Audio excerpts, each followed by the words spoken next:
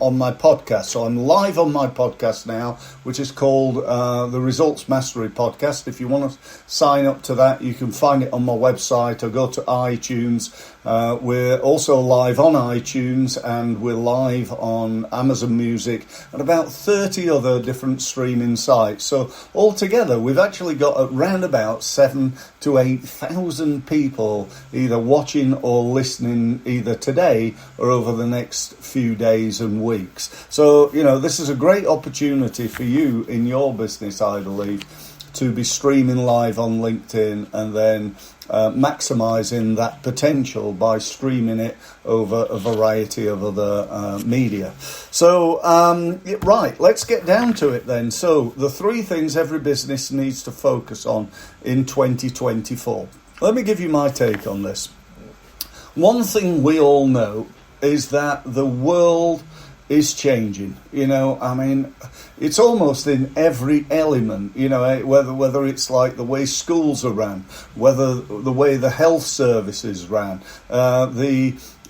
business, marketing, our health, everything. I don't know about you, but in my opinion, I don't think I've ever known so much change as there was in 2023. Now, the only thing I do know, or certainly believe anyway, is that 2024 is going to eclipse 2023. There's going to be far more stuff happening. And, what that stuff's going to be, I suspect nobody knows right now, because it's not yet been invented, and so, it's almost like watch this space. But the one thing is for sure, that if you are in a mindset where you're thinking, oh, well, I don't like digital, I don't like, AI, I don't like social media, I'm just going to carry on doing things the same old way as I've always done. There's an old saying, and that goes something like this: if you always do what you've always done, then you'll always get what you've always got. And I'm here to tell you that as of now, that is total and utter bullshit.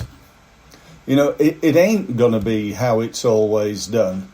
It's going to change. And if you don't embrace this, my question for you is, will your business even be around next year or the year after or the year after that?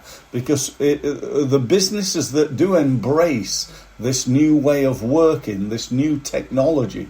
I was talking to one of my friends in the accountancy industry, and he was telling me how that industry's changed. Or changing even more, and that by 2030 we may not actually need accountants to do end of year and stuff like that. It'll all be done by AI.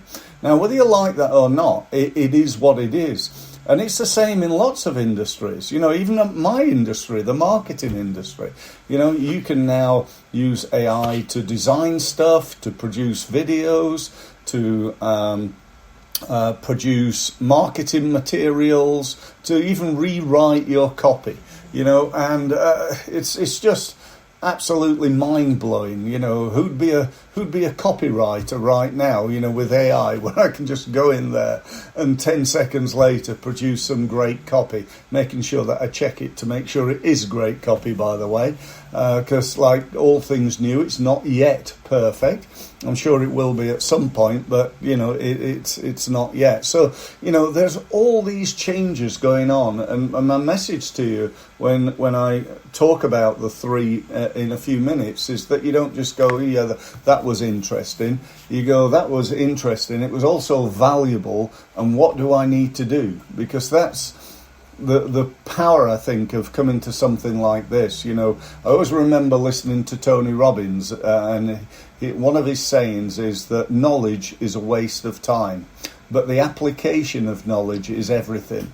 So if you learn something new today, and I hope you do, or at least relearn something or get focused on something that you already know, that you'll do something about it, because if you don't, it'll just be a waste of time for you and for me. So action is the key. Action is the key. So the first one, digital transformation. What can digital transformation do to your business? Well, I can do all sorts. It's like, again, I could talk about this for hours and hours and hours because there is so much. Would it be possible for you to find some form of digital, I don't know, software, information, ideas, and so on, that could enhance or improve the operational side of your business, how you do the work? If you don't use, for example, a project management piece of software, why wouldn't you do that? If you're somebody who has groups of tasks, you're a consultant, and you have a client who's given you a job of doing stuff, and you need them to do stuff as well, then yeah, you could just do it on a Word document.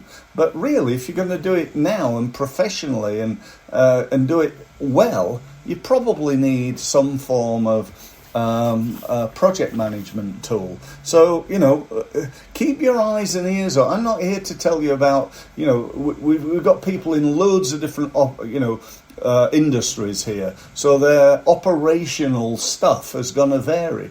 But you need to be at the forefront of that because it could, reduce costs. It could help you increase sales. Lastly, I think from a digital point of view, improving your online presence. I was talking to a group of people the other day, and I showed them how using ChatGPT and Canva, which is the design software where people like you and I who are not designers, but we can produce design really, really easy. Sorry, I've got a shadow on my face. I'm just noticing here. I'm just going to move that. It's a bit weird, but anyway, you can see that? Yeah? Okay. I don't know why, but I'm going to get rid of it. There we go. I'm happier now. I am happier. It was putting me off. I hope it wasn't putting you off. But anyway, so ChatGPT and Canva together are being used, and I showed people how to use them to produce 50 social media posts, each with different words, each designed to look really nice, the type of thing where it's not just a written word, but, nicely designed post. And I taught them, and I could teach you how to do that in 10 minutes. So that you can, people tell me all the time, I've not got time to do LinkedIn. It takes too long. I can produce, or I can show you how to produce 50 social media posts, ready to go, good to go, fully automated on LinkedIn, and it would take you 10 minutes in order to do that.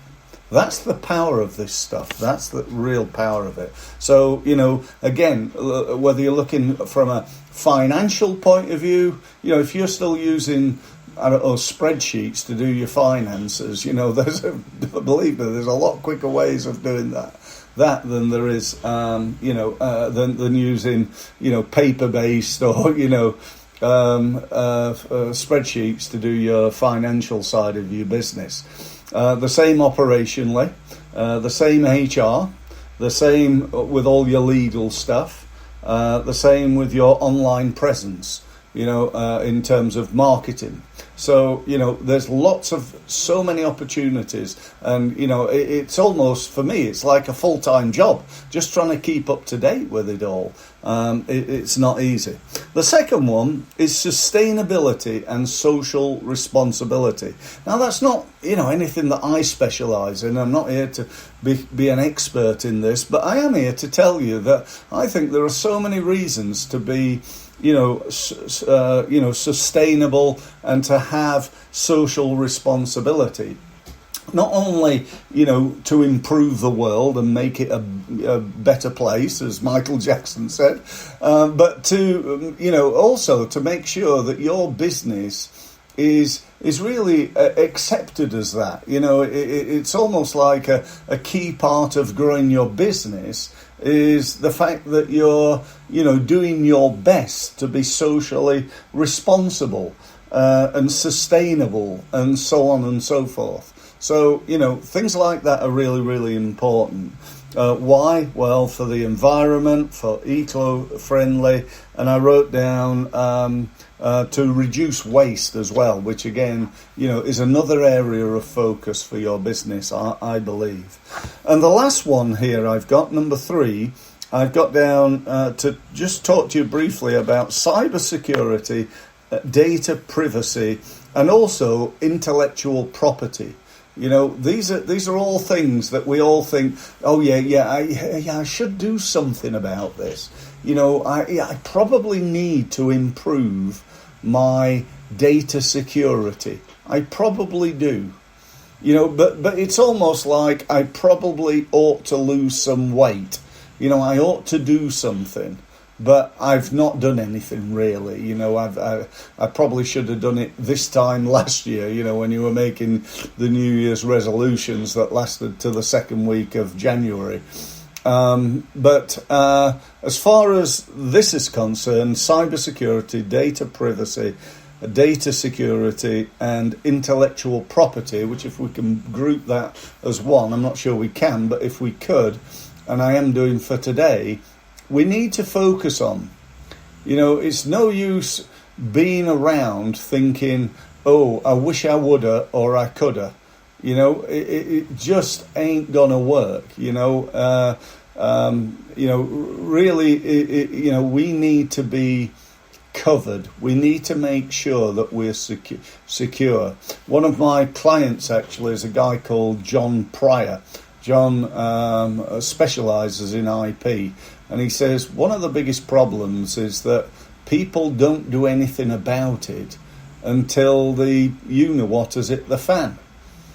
So they get an IP problem, somebody takes their intellectual property, and then they come to John, and John, because there's now a phenomenal amount of work, has to charge them a significant amount of money in order to get over that problem. Whereas if they'd come to him before and said, look, will you do a review of my business? Then, John would be able to do that and probably for a lot less money. So, I think, the old saying that prevention is much better than the cure is really, really appropriate. In so many things, not only IP, but also, in marketing. It's much better to sort out your marketing problems rather than get 6 months into the year and find out that nothing's working. So, it's always really, really important, I think, to, look at each and every element of your business and work out how you can be more successful.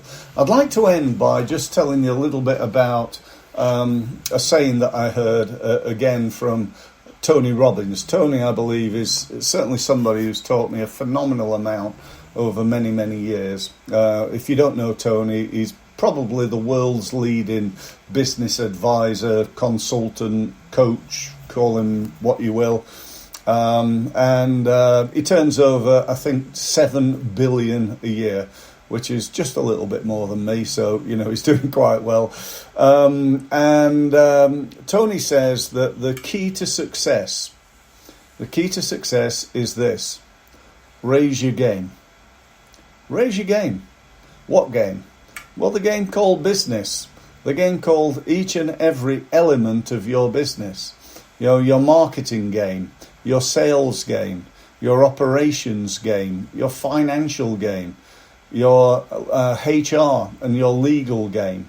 Now I appreciate you can't do everything all at once, but I do think, getting the right people on board, getting the right help, whether that's HR help, legal help, marketing help, IP help, it's really important that we can't be an expert at all this, but it is important for us to get right. So that's about it for today. I hope that was of value to you. I hope it helps you with your business. If you want to know more from John, just get hold of me and I'll be very happy to put you in touch, or you'll certainly be able to find him on LinkedIn. That's John Pryor, Pryor, E-R, and is it E-R or O-R? I can never remember. I'm always spelling John's name wrong. It is O-R, sorry, P-R-Y-O-R. So that's it. If you want to get hold of John, find him on LinkedIn. If you can't find him, get in touch. Other than that, thanks ever so much for listening, and I look forward to speaking to you again in the next time. Speak soon. Bye.